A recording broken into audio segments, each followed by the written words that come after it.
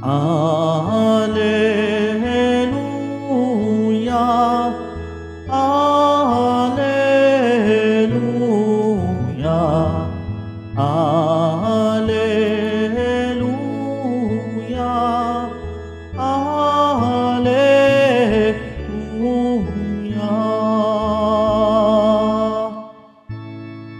Lagi tayong magtanong, sapagkat di natin talos ang pagbabalik ni Jesus. Alleluia, Alleluia, Alleluia,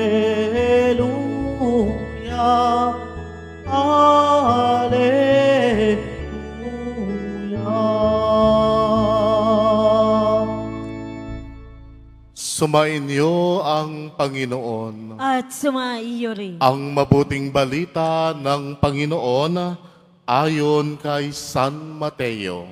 Papuri sa iyo, Panginoon.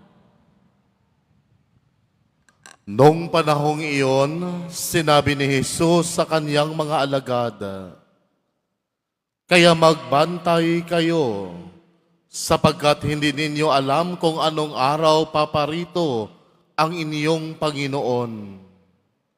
Tandaan ninyo ito, kung alam lamang ng puno ng sambahayan kung anong oras ng gabi darating ang magnanakaw, siya'y magbabantay at hindi niya pababayaang pasukin ang kanyang bahay. Kaya maging handa kayong lagi, sapagkat darating ang Anak ng Tao sa oras na hindi ninyo inaasahan. Ang tapat at matalinong alipin ang siyang pinapamahala ng kanyang Panginoon sa ibang mga alipin upang bigyan sila ng kanilang pagkain sa karampatang panahon. Mapalad ang aliping iyon kapag dinatnan siyang gumagawa ng sagayon sa pagbabalik ng kanyang Panginoon. Sinasabi ko sa inyo, pamamahalain siya ng kanyang Panginoon sa lahat ng kanyang ari-arian. Ngunit kung masama ang aliping iyon, sasabihin niya sa sarili, matatagalan pa bago magbalik ang aking Panginoon at magsisimulang bugbugin ang kanyang mga kapwa-alipin at makipagkainan at makipag-inuman sa mga lasinggo. Babalik ang Panginoon ng aliping iyon sa araw na hindi niya inaasahan at sa oras na hindi niya alam. Buong higpit na parurusahan siya ng Panginoon at isasama sa mapagpaimbabaw. Dooy tatangis siya at magagalit ang kanyang ngipin. Ang mabuting balita ng Panginoon. Pinupuri ka namin, Panginoong Hesukristo. Magsiupo mo na ang lahat. Isang mapagpalang araw po sa ating lahat. Sa unang pagbasa mula sa unang aklat ng Tesalonika, nakita natin ang kagalakan at pagpapasalamat ni San Pablo sa katatagan ng pananampalataya ng mga taga-Tesalonika. Ang kanilang pananalig kay Kristo ay nagbibigay lakas kay Pablo sa gitna ng kanyang mga paghihirap. Ito ay nagpapaalala sa atin na ang ating pananampalataya ay hindi lamang para sa ating mga sarili, kundi ang ating pananampalataya ay nagbibigay din ito ng inspirasyon at lakas sa ibang tao.